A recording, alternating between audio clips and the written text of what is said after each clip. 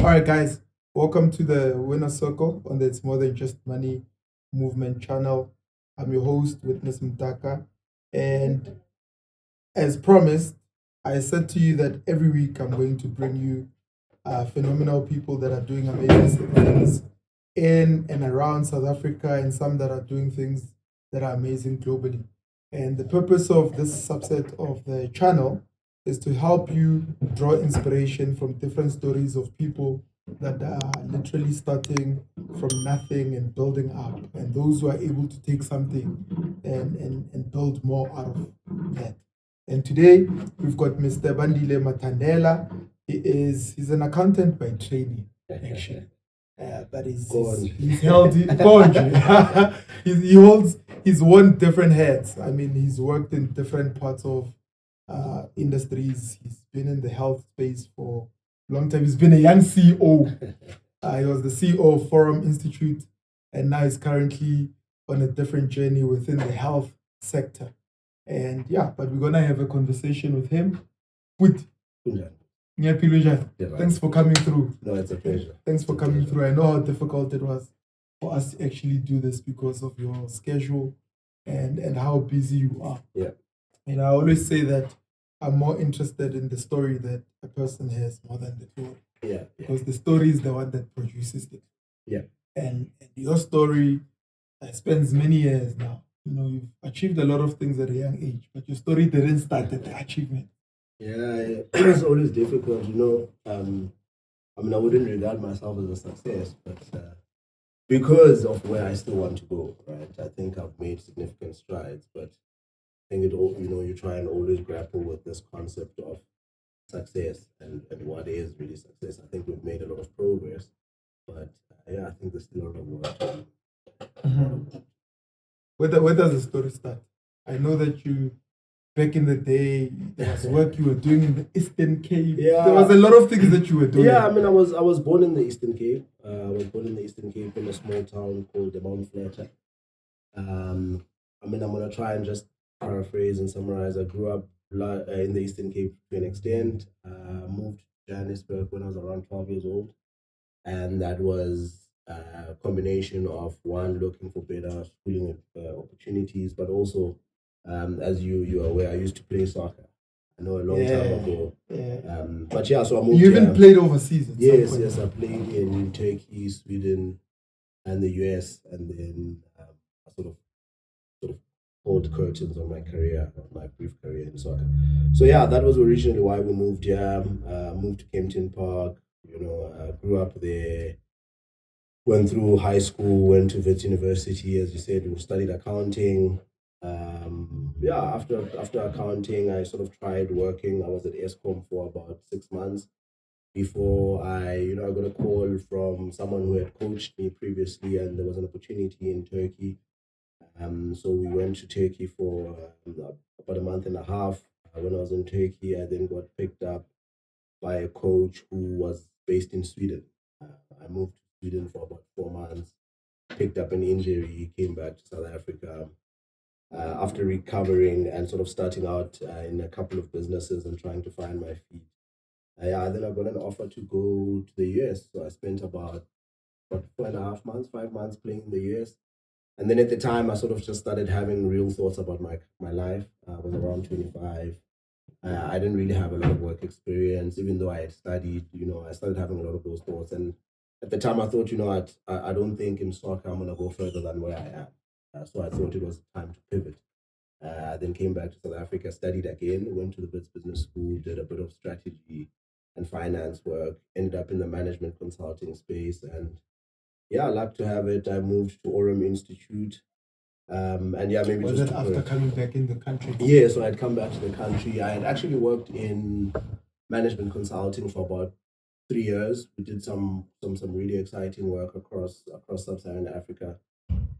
I had started dabbling into business, studying. I started out in tried construction, didn't really work out. Started dibbling out in various things.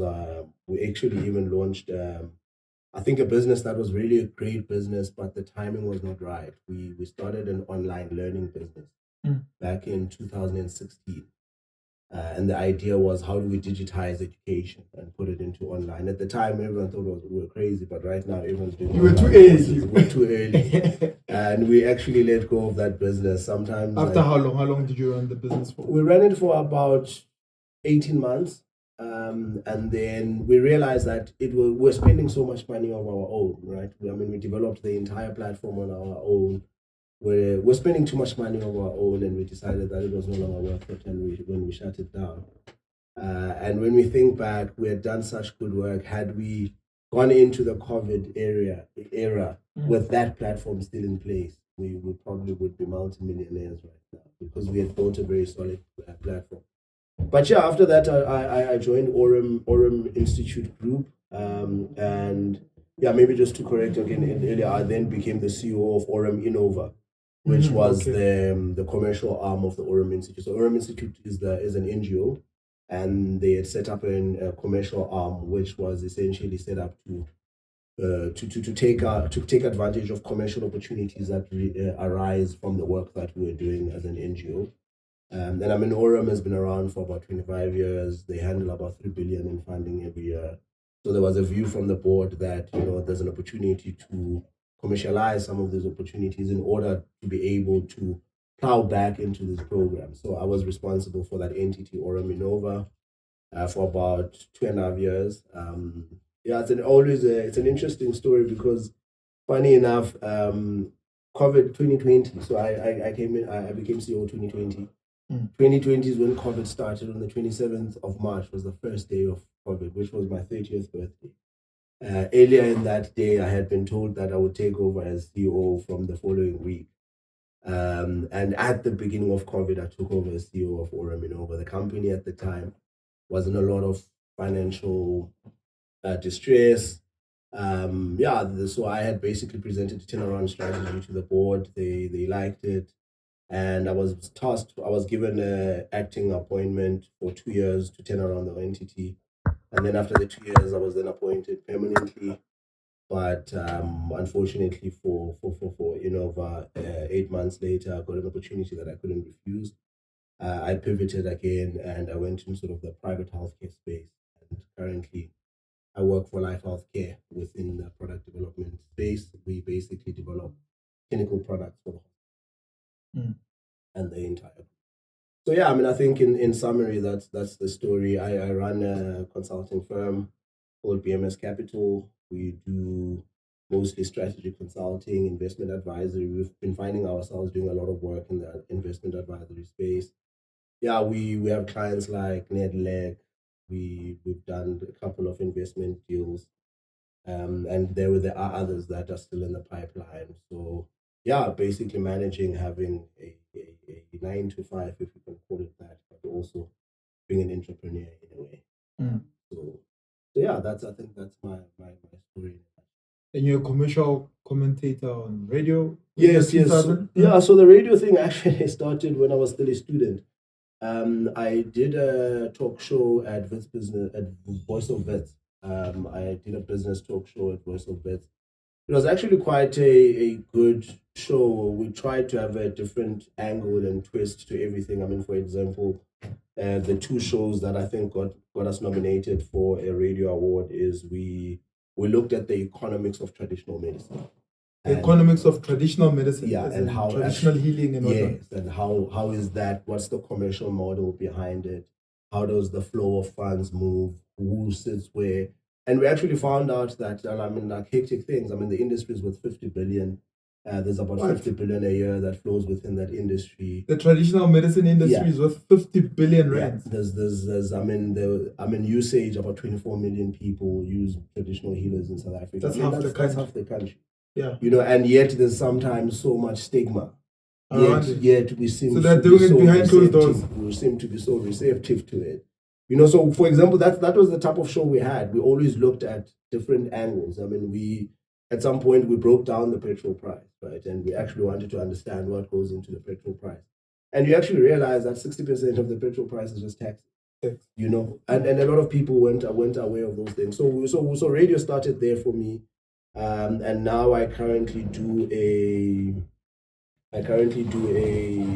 sort of business rap segment with Radio 2000, basically commentating around business news and what's happening. And the idea is always to how do we explain these so-called complex concepts in a way that people understand? Because I think everyone understands economics because it impacts us on a daily basis. We just need to explain it in a way that's palatable and that's understandable, and you need to put it into context. So that's essentially what I try and do with my show. I've been on various other news channels on different topics, as you said, commentating and then expressing opinion. And again, for me, it's always around how do we explain these things in a way that are understandable, because they impact all of us. When the budget speech is being spoken, whatever the minister is saying there is going to have an impact on your life. You may not be fully aware of how it's going to impact it. And the whole point of my appearances when I do is to try and explain it in a way that people can understand how that actually impacts. Yeah, so I do a bit of that, although I don't do as much as I used to. But Radio 2000, I'm still on Mondays and Wednesdays. Yeah, and we generally just talk about different things that are happening on that day. Is this like a passion of yours that you have to teach? It is, I would say. I think I come from a family of teachers. My mom and my dad were both teachers. So I think my grandfather was a teacher. So I think it's something that has been instilled from a young age. Maybe not even consciously so, right? Maybe it was subconsciously instilled in me. So I think I do have somewhat a passion for teaching, but I don't know if I'd ever be a teacher formally. I'm not sure. I think there's various ways of teaching. I'm not, I still, my mind still doesn't accept that, having kids sitting in a class for 5 hours is the best way to teach them. So I don't know if I'd ever go into that. Yeah, but I do think that it's important that in whatever field you're in whatever space that you're in, that you become intentional about teaching, particularly young people. So, in your story, right, I see a lot of ability to adapt to change and pivot. Because at one point when we met, we were at Wits, when we formally met, right?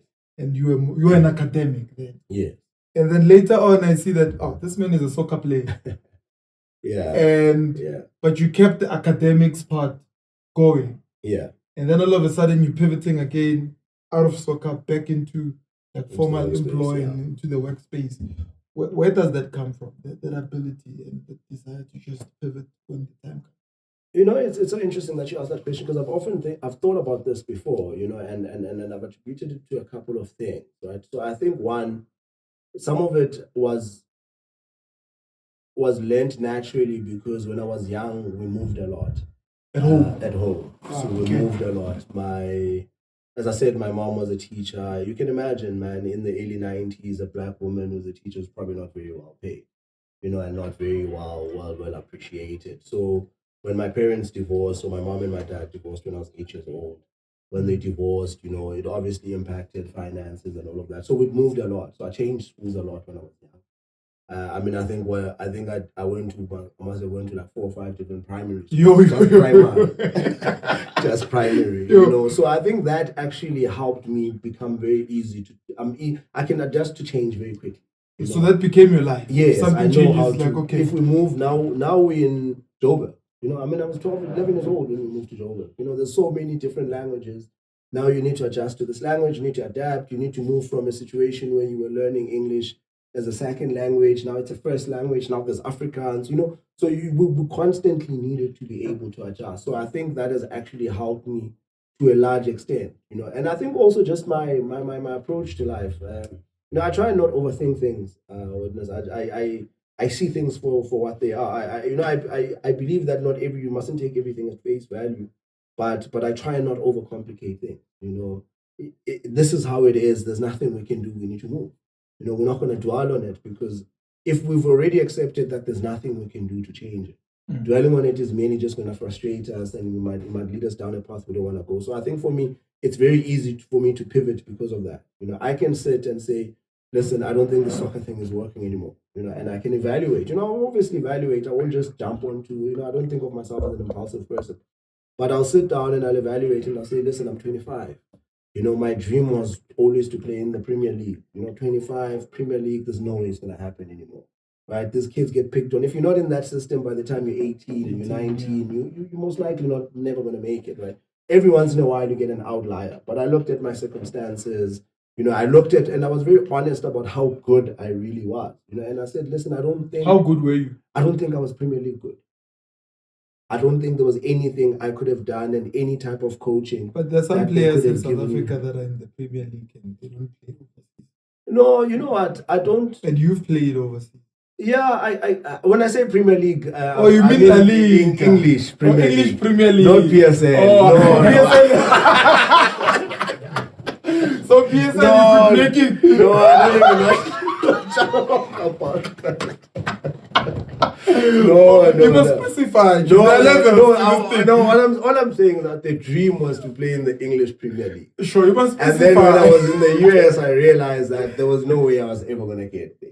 Yes. And then I thought, okay, do I want to? You were not a Bandile. Do I want to come back? Yeah, I was not. I mean, there was no way I was that good, and I had to be honest with me. Because Benny, by the time I was 23, was playing for exactly. He was already in the. He was already in the. I mean, Benny played in the Amaku Group Olympic team, right? Yes. He was already been in the Olympics. This man was already in the Ajax setup, and remember, Ajax at that time was still owned by Ajax Amsterdam. Yeah. So he was already in that setup. Yes, So it was all. So you have to be honest about these things. Right? Listen, I can continue here, be a comfortable life. I get paid relatively well. I live overseas and for the next 5 years. But this is not what I want. This was never the plan. Yes, I could have continued. Yes, I could have. But for me, it got to a point where I've said, listen, I think I've pushed this soccer thing as far as it can go. You did your best. Yeah, this is it. This is as high as it goes. From here, it plateaus. And I'm not comfortable yet. I don't think the life it's affording me is the life I want to live for the rest of my life. So I decided to come back. If that means I need to take step backs, then I do that, right? I'm always comfortable. I mean, when I left Orem, a lot of people said, why would you leave a position as a CEO and go take up a senior management role? I'm a senior manager where I am. I'm not an executive. I report to someone, with a boss again. I come from not having a boss to doing whatever I want. But I understand, right? For me, this is how I think about it. When you are in high school, and you go through high school, you start off as a grade 8 and you grow and you get to matric.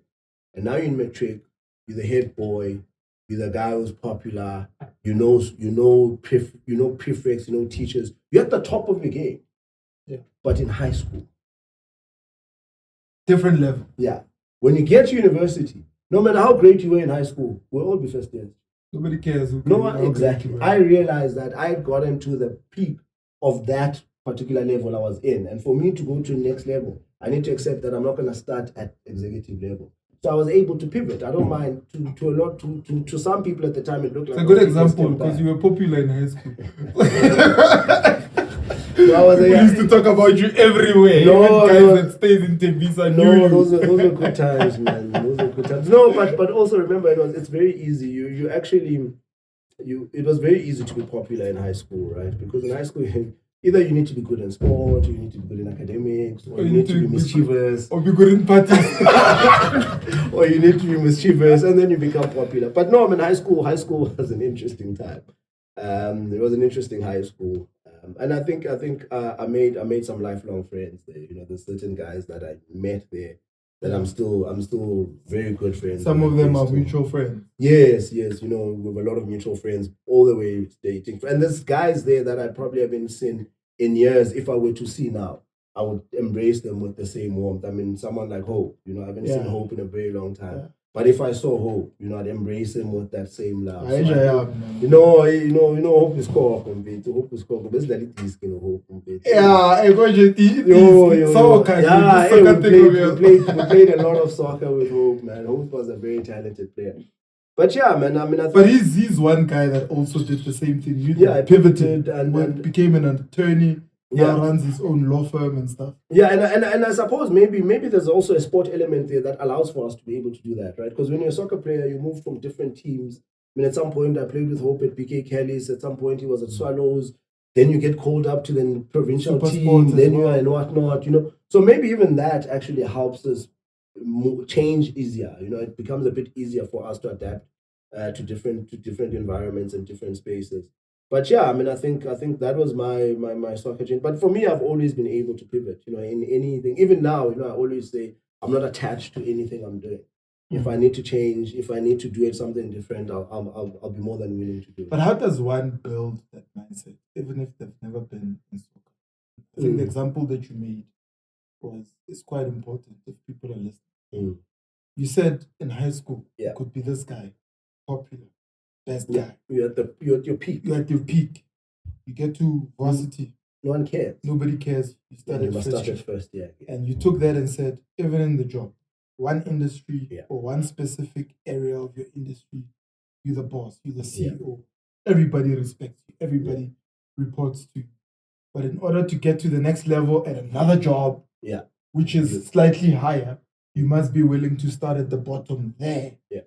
I mean, the willingness to do that is not so easy because people love the title CEO. Yeah.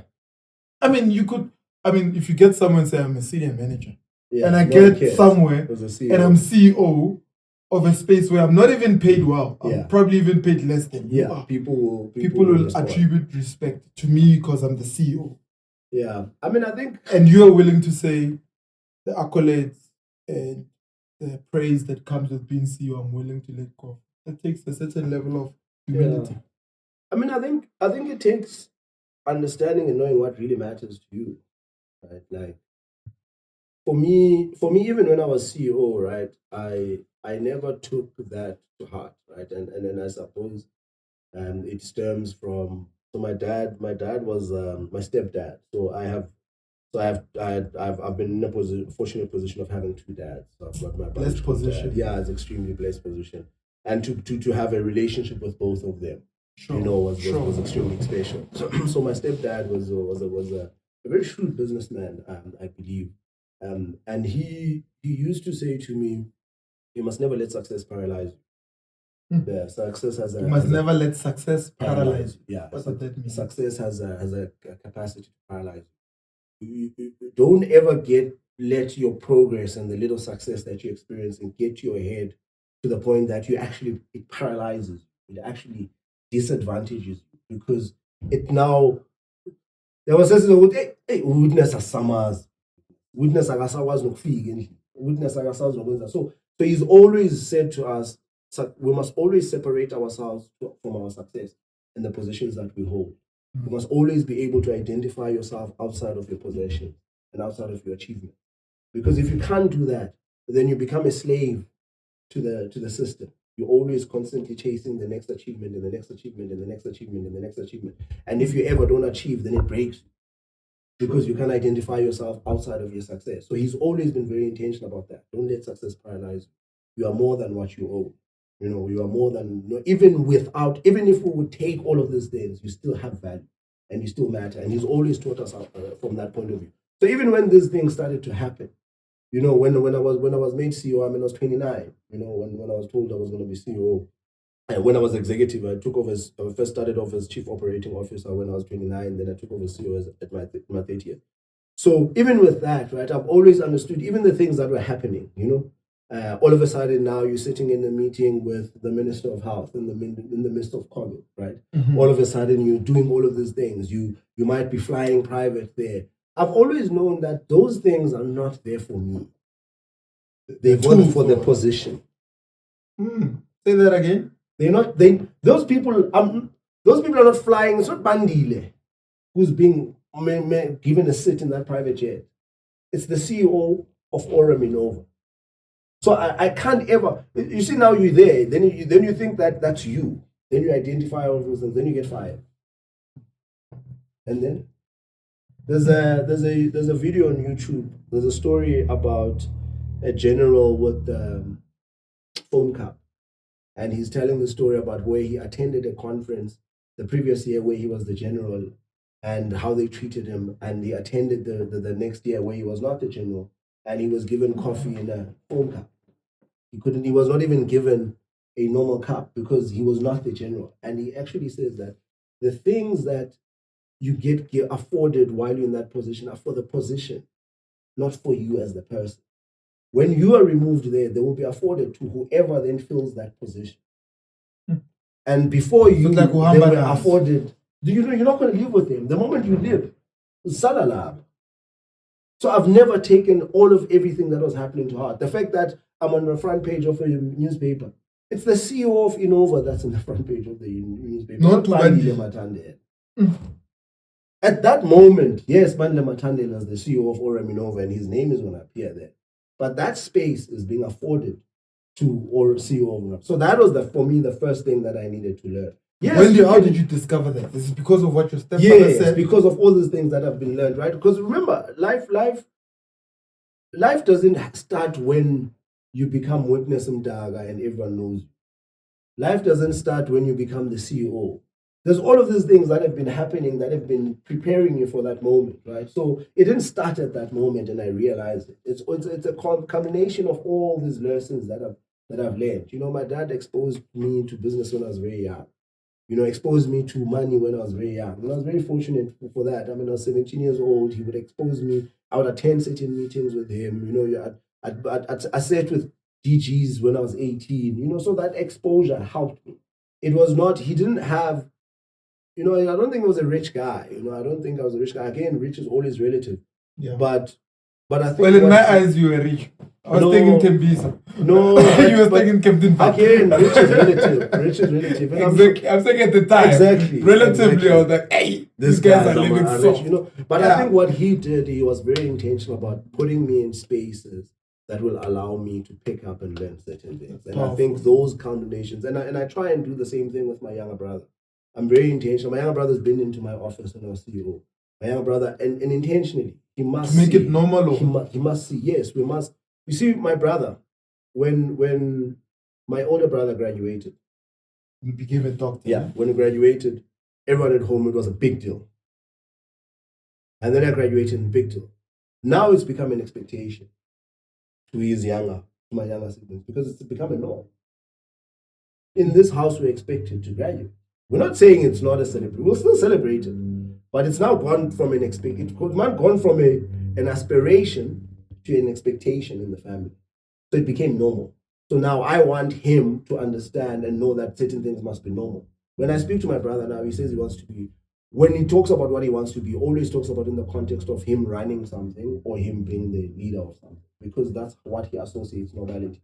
What's going to be a challenge now is how do we actually keep him humble so that he understands that, yes, at the end you want to be the CEO, but you still need to be the intern. You're not going to become the CEO without the intern.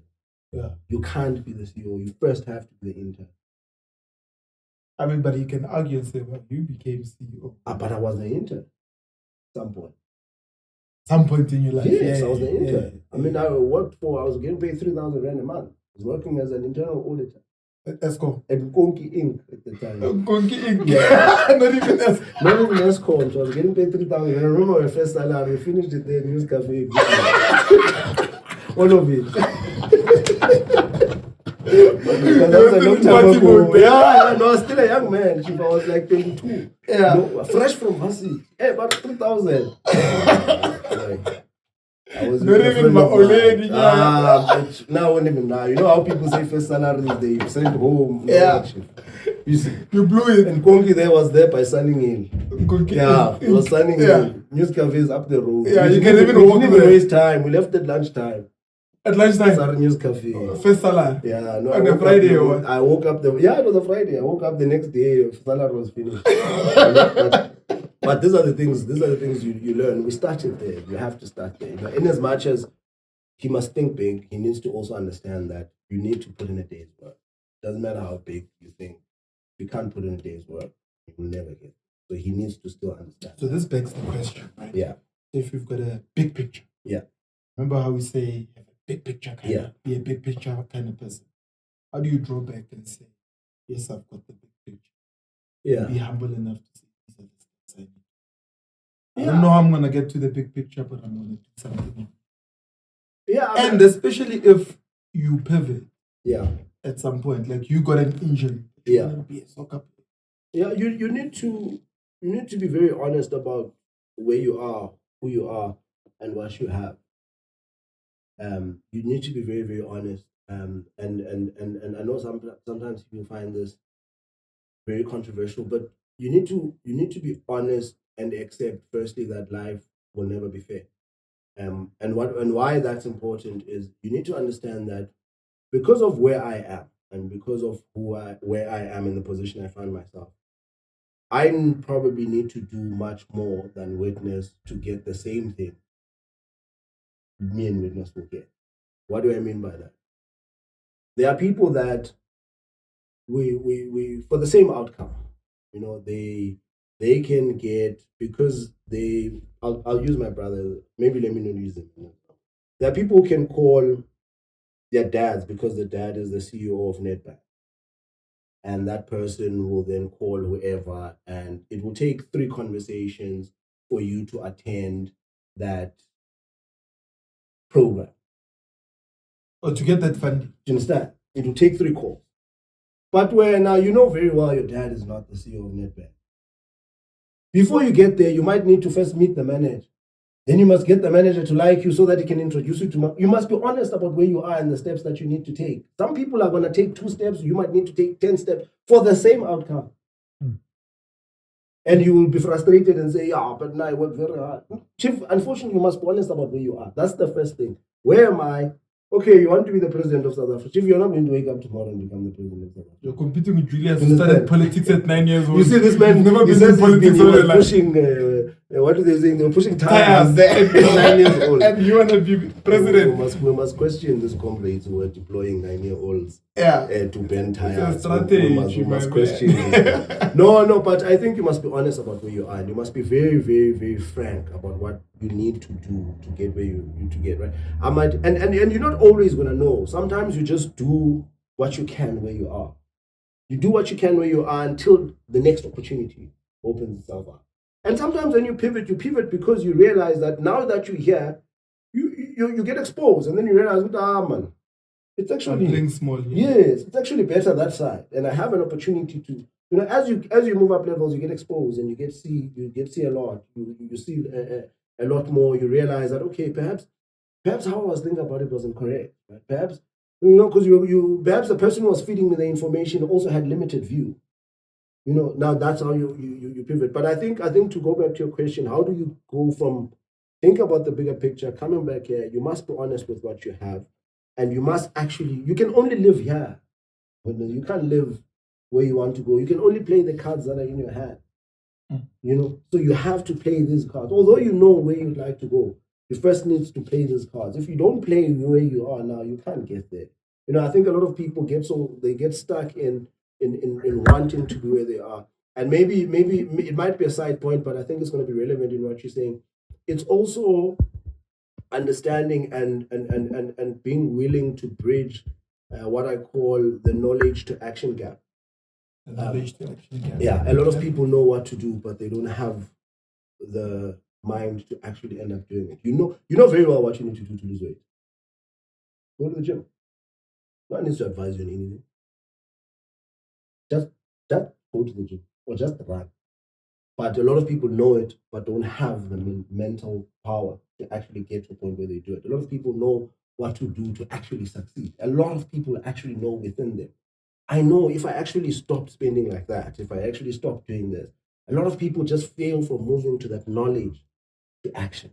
So you need to find a way to continuously close the knowledge to action gap. What you know, you must actually do. A lot of people, that's why people can give advice, brother. Advice. Yeah, there are a lot of podcasts. And brilliant advice. Brilliant advice. I even say to people, even people that are not in your industry can advise you. But it's not the people that know that genuinely make it. Yeah, even at home there. When you go home, the uncles.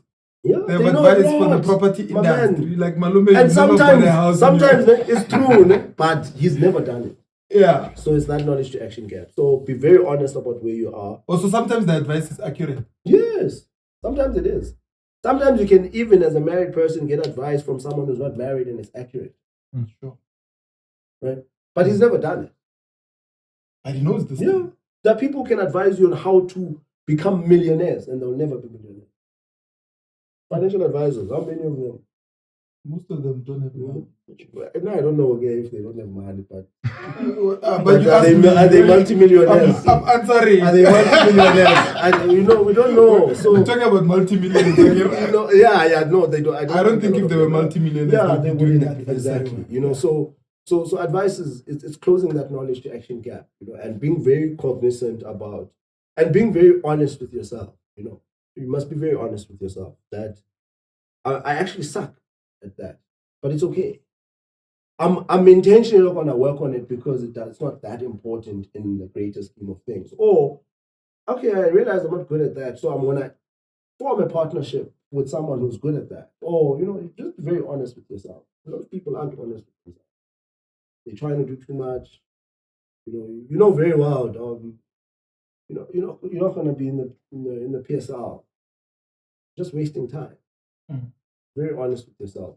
Have very honest conversations and pivot. If you need I've to seen guys pivot that turned 30. I won't mention names, right?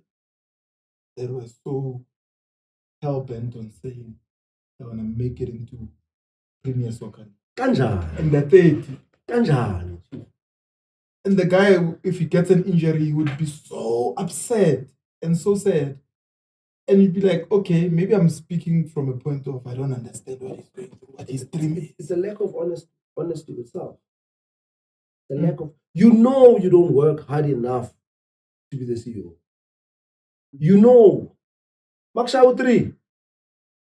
I'll shine 301. So for laptop.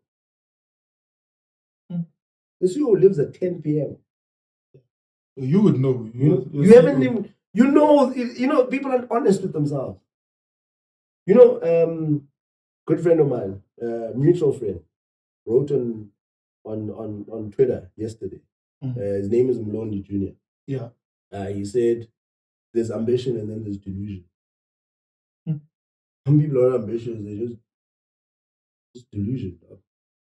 You're not working enough. You're not reading enough. You're not exposing yourself enough. Not connecting You're not connecting. You're just dreaming. Kanjani. Yeah,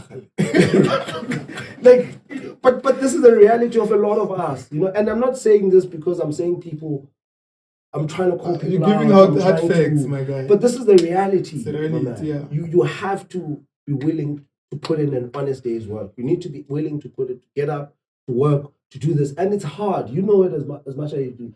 It's hard. And at times, it's easy. I always laugh and I always think about your life, and then I'm in a position where I fortunately know you. And, when you started out, you're just posting on social media, right? And it grew and I'm sure at the time there were people in your life who were thinking,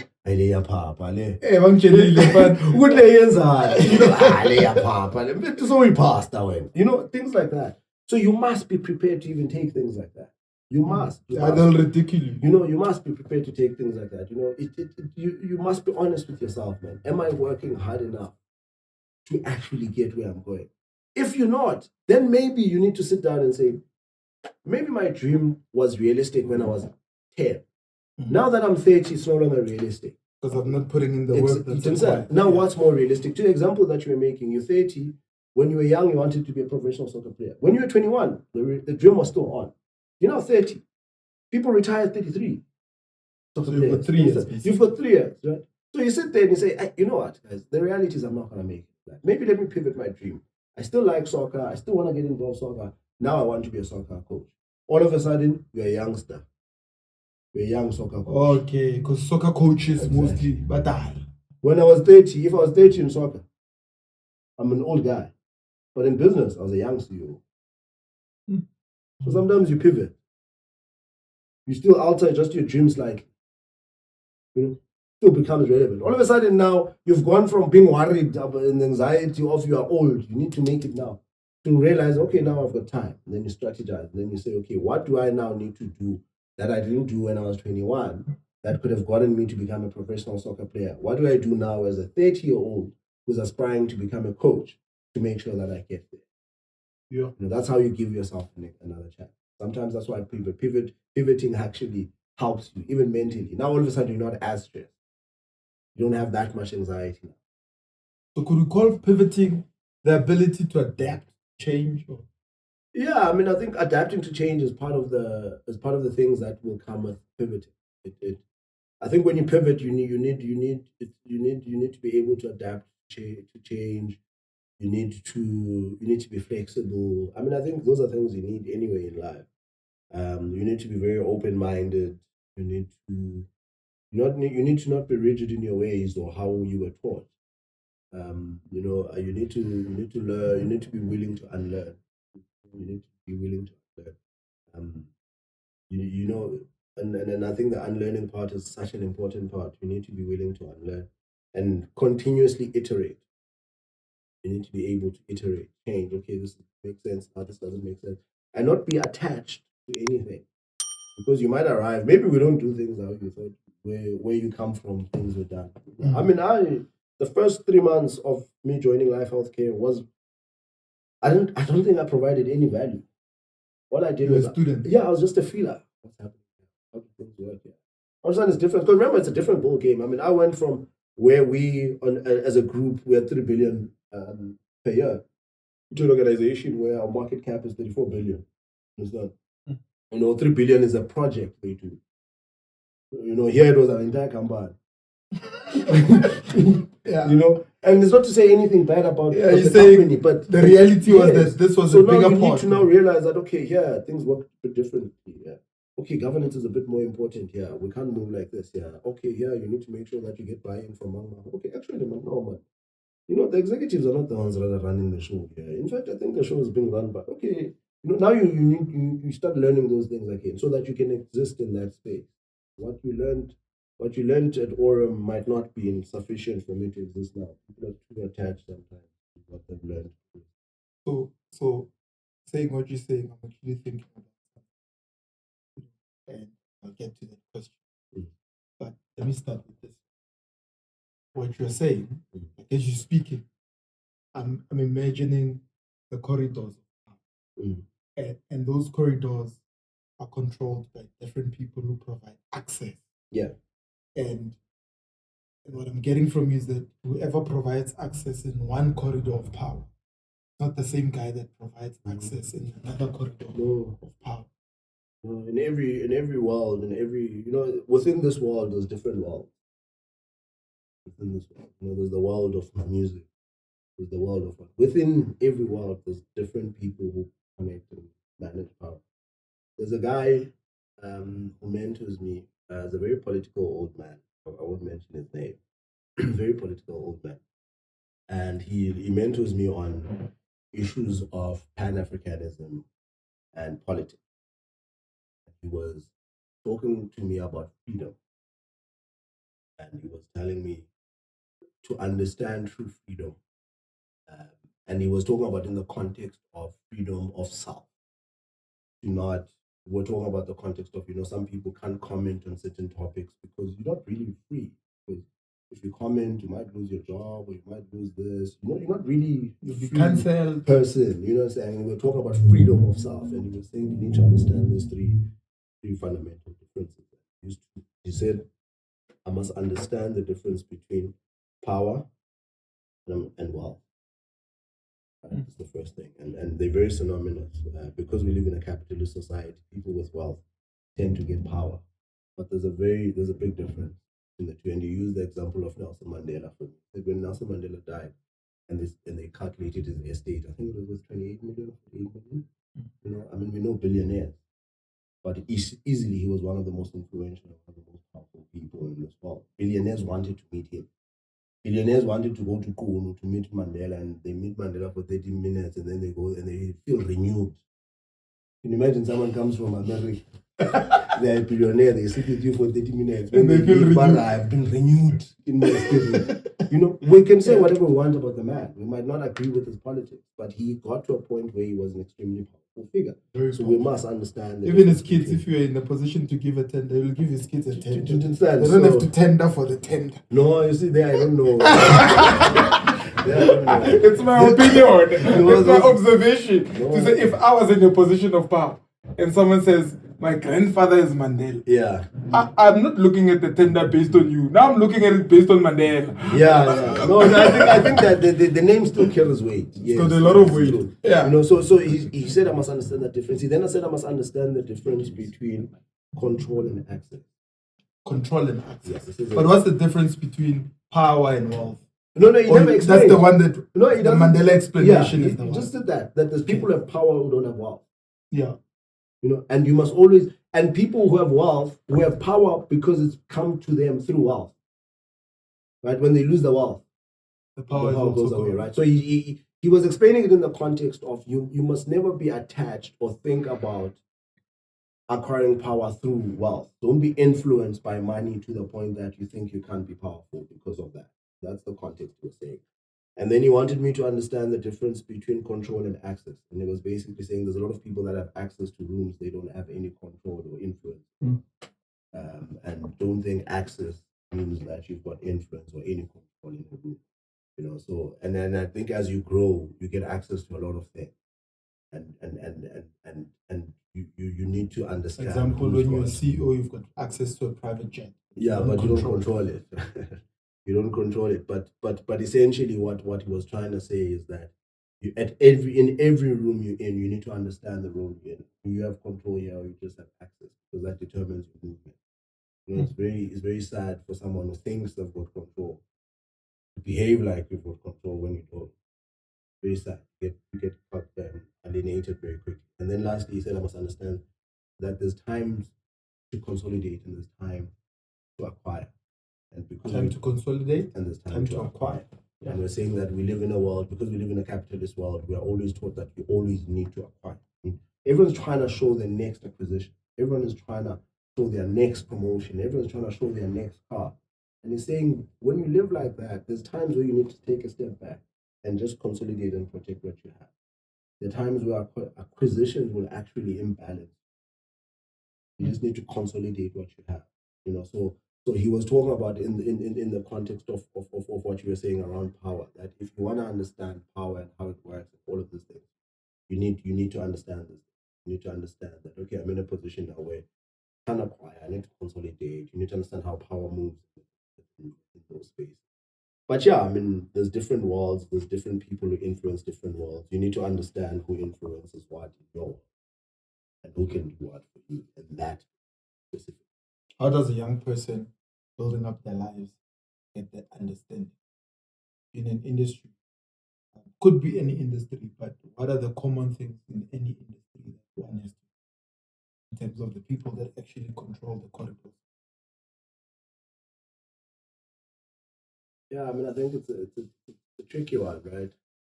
I mean, firstly, I think you just need to first have a certain level of awareness in terms of just understanding who's who first, who's who, what do they do, what's going on. You'd be amazed how many people work in organizations where they actually don't agree who's who and who does what. How are you ever then going to play the dynamics of power if you don't actually know? You need to know, now, even if you're far from there, who's your CEO? What do they do? Okay, we're in the engineering. Are they an engineer? Are they a chartered accountant? Are they this? Because people think differently. You know, chartered accountants think very, money wise. Engineers think very systematically, process driven. You know, so there's a lot of those things, right? So you start picking those things up. If I know my manager is an engineer, the process is important. How I do my entire work is going to be process driven because that provides them comfort. It makes it easier for me to work with them. Doesn't have to double check you all the time because he knows you as a process person and whatnot. And so what I do is I get him to buy into the process. That way he never actually has to review the work because he's happy with the process you're following. If you know you're working with a chartered accountant, he's a numbers guy. He wants to know what the numbers mean. Yeah, this will make the patients happy. But what's the bottom line, Chief? What much money are we making? So how much are we saving? So you preempt that. So the first thing is you need to know the people that you work with. You need to know them very well, and you know what matters. And then you pick up little nuances, right? Pick up nuances. You listen, man. People always tell you things. We need to run this by Mama. Why are we running? Clearly, this opinion matters more than the decision maker. Because the Because decision the maker has decision to run maker it by. wants us to run this by. Has one seen this? Because this decision maker, although he is the one making the decision is actually influenced by that person's opinion. So if you want who's got the power, you need to influence that guy to influence the decision. So you begin to understand those things. You pick up the little nuances. You listen to the little things. The little things that people say in passing that no one actually ever picks up on. Then you start understanding, oh, okay. Mangmang has comfort if I tell them that, oh, Craig has already reviewed it. Can you please review this for me? By the way, Craig has already reviewed it. If Craig looked at it, I'm happy. I don't even have to look at it because if Craig is happy, I'm happy because they know that there's a certain level of trust there. And then you start building trust. The biggest thing you can ever do in any job, just be reliable. No one wants to work with anyone who's unreliable. If you said you're going to send this on Friday, send it on Friday. The easiest way to discredit yourself in any environment is when you're not reliable. You know this as well as I do. If a person will disappoint you once, second time, third time, on the fifth time, you start just be reliable. Be reliable. Too many people are trying to do the grand thingy, but you're just not doing the basics right. Be reliable. Once we know we can rely on you, you show up. Some people are very talented, and we discuss them sometimes as execs, and you want to promote them, and then you say, this person is brilliant. He'd actually be very, very brilliant, but we know he doesn't come in on Monday. That's the CEOs talking. Those are the CEOs. He doesn't come in on Monday. So if we ever need anything crucial on Monday, we can't count on it. We know on Friday by 12 p.m. his mind switches off. We can't get anything productive. And you know that as a manager, that time is actually the most critical for us because that's when we close. Yes, he's a brilliant employee, but he will never be the manager. He's not reliable. Just be reliable. That's the first thing you can ever do. As a young person in any job, in any environment, in any business, be reliable. Your suppliers can rely on you. And sometimes reliability even trumps price. Sometimes I'll use the service provider, even though I know there's a cheaper one down the road. But sometimes I see QC in Kuala. And this guy will always deliver. I'll even factor his expensiveness into my planning. I even stop complaining about it. So be reliable. You're willing to pay the price because he's reliable. Gives you a sense of comfort. Loves a reliable subordinate or employee or colleague. You want to be reliable. Once you're reliable, then you can start building the extra thing, the value add. They only matter if they value add. And keep the main thing the main. So the second question that I wanted to ask, you know how we have organizational change management? Is there such a thing as personal change management? Yes. How does it work? Break it down. I think it's probably the same, right? You need to the same way when you're managing an organization, you think through about responses, you think through about timing. We even go as far as saying, guys, we know this thing has been a culture for the past 10 years. Therefore, to change it, we can't change it in 3 months.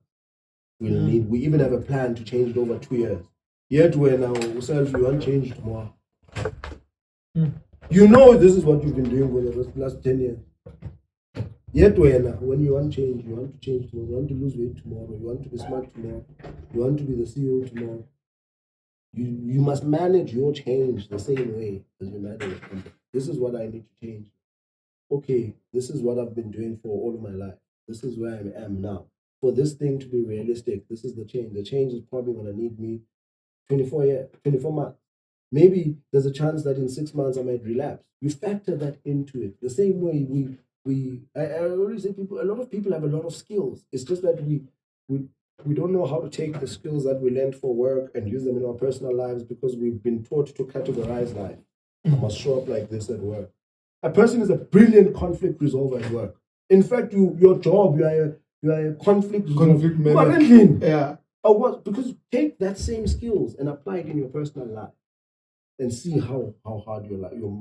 Your financial manager, you manage assets. liabilities, you know this, but the personal finance, shy. Use the same principle. The same principle. It's just that, you know why we don't do it? Because we don't want to be honest with ourselves. Because those same principles expose us. Yeah, because at work they expose certain loopholes. Yeah. Imagine now you're exposing those loopholes in yourself. Then you can't handle that. How do you then manage that? The capacity to take criticism from yourself. Honest criticism where you say, I'm taking stock, I'm auditing my life as an auditor. And be very honest. And I'm saying, but this area is not working, this area is not working. Well. Here's what's working. I mean, I think it's a difficult one. It's a very, very difficult one. And I don't think there's a specific answer. I think it's something that you continuously need to work on. And again, for me, I think I've been fortunate in that I just naturally I just don't take things personally. So even when, for me, I see it as, and yes, it hurts. You look at it and you realize that perhaps you're not that good in finance. I've had to have that conversation with myself. At the time, I was doing interviews, talking about personal finance, talking about this thing, and I've had to take a step back within myself and say, how am I finance? And it takes you accepting that, hey, I've messed up. Yeah. And then what do I need to do to fix that? What step do you take from I've messed up? Sometimes I'm accepting that I've get messed help. up. Yeah. Sometimes you get help. Sometimes you realize that you can't do it alone. Sometimes you ask for professional. Sometimes you realize that you've messed up. And perhaps there are people who are better equipped to help you go. And you speak up.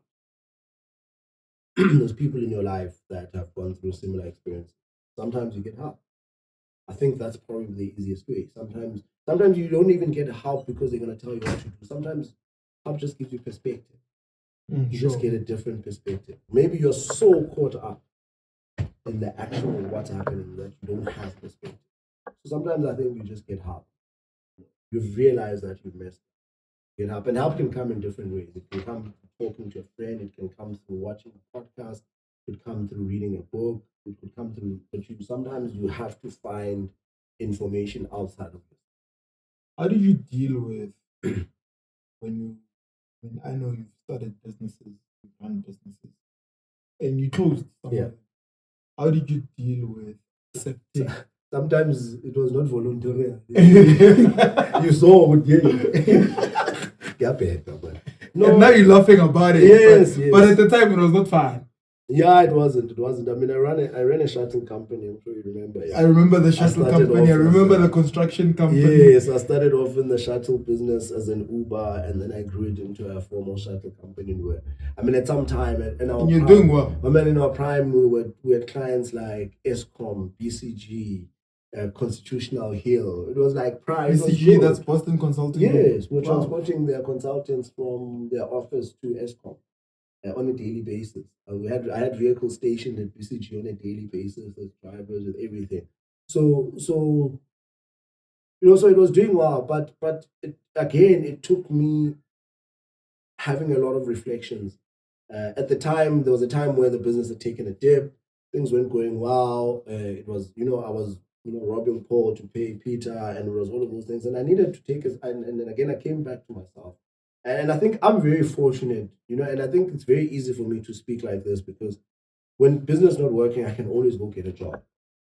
Yeah, because I've studied that skill. And I've built up that skill and I've built up credibility. Imagine if you said, my future is in soccer. It's very easy for me to say that. Someone else might have invested solely on his business and they can't just go find a job. But I can only tell the story from my perspective and what I can do. But for me, I think that security of knowing that, hey, I can just go work. Because even when I closed down that business, the shuttle business, yeah, and it was very difficult. Was that was before Oran, right? Yeah, it was. That business officially shut down probably a month before I took over at Oran. But again, you see, I was in a position where I had that job, so I can let this go. So I don't know, maybe other people don't have, but I think for me, what I can advise on that is just don't get attached to the business or the idea or the job or the whatnot. You can't, you have to. you have to have such a belief in yourself that even if I started at zero, I'll still get to that 10,000 you took from me. So I think, I don't know, I just have that entrenched belief that even now, man, if Life Healthcare said tomorrow they don't want me, BMS tomorrow all our contracts were cancelled, and I found myself, if I need to go back to Mount Fletch and start off working in someone's farm there, I'll do that. But trust me, by the end of 2 years, I'll be running that farm. I'm prepared to start over wherever I am, and wherever I am, I'm gonna try and make it a success because I'm not attached to anything that has come. I understand the same way it has come, it can also go on. You didn't decide to appoint yourself. The same way someone can one day decide to fire. So why are you attached to something you didn't even give to yourself?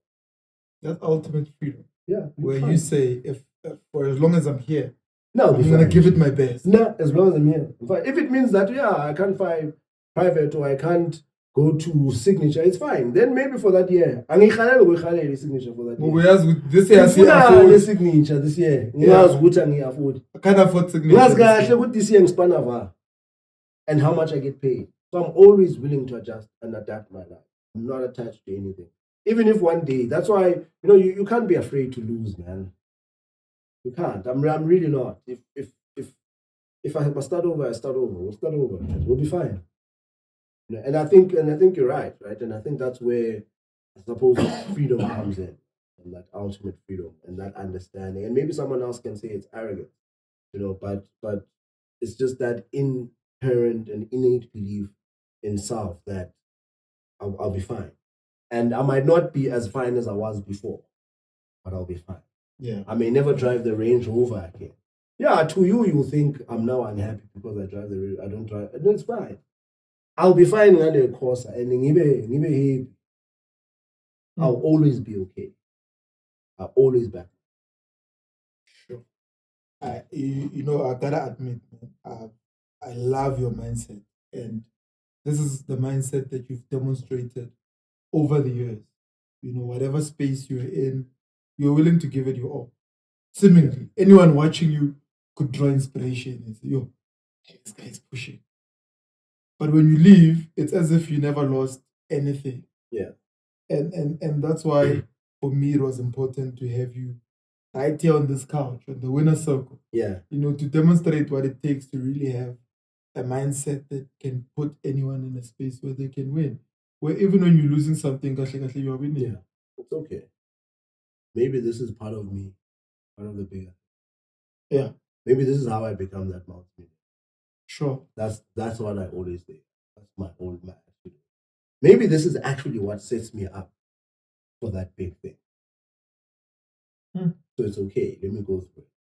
Any last words for that young Bandile at home, sitting on the couch, saying, "Look at these ones talking from a position of privilege." Yeah, I mean, I think. I think, yeah. From that, at this point, we are speaking from privilege, but it's privilege we've earned. It's not privilege that was given to us. We've worked to be in this position to speak in a position of privilege. So I will never deny that. When someone says, "Yes, you're speaking from privilege because when I've got a degree," yes, it is a privilege that I have. But it's not handed over to everyone. It's a privilege I've learned. But yeah, I think last words is just be true to yourself, man. I think for me that's always what I say. I think it's difficult to ever give specific advice on how people should do and what they should do, but I think people should just be true to yourself, be very honest about what is real in your world and what is possible in your world. And this is not to say don't go after the things that seem impossible. All I'm saying is that be honest in how you classify them. There's certain goals I have. I know with Lalanga, man, it's still there. Yeah, maybe.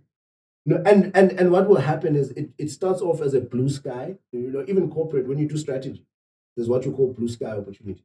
We know they will likely not happen, but we still keep them there because in case they happen. Because you know what sometimes happens?